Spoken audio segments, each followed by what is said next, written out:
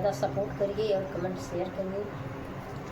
मैंने बोला एक कजरी गावे जाते दोस्तों, अगर कैसे अच्छा लगेगा कमेंट में तो जरूर आप लोग बताइए। कमेंट में जरूर बताइएगा।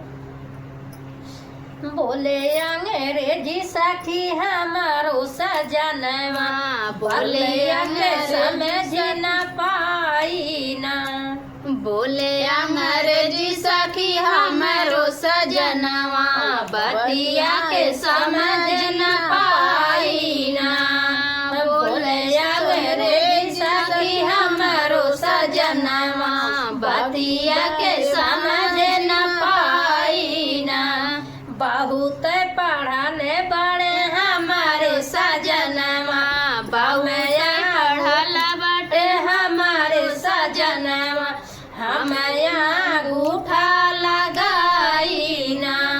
बहुत पढ़ल बड़े हमारो सजनवा, हमारे अंगूठा लगाई ना।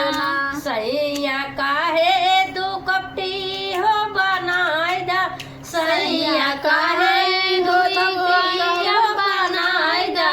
हमें जानी हमें गरिया वैना, हम जानी हमें गरिया वैना। बतिया के हमहू समझ नहीं पाई, उलटी के हम गरियाई ना।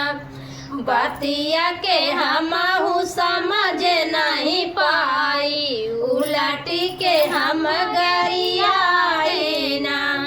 तो कपटी तोहर माई कपटी हो, कपटी तोहरी बहनिया ना।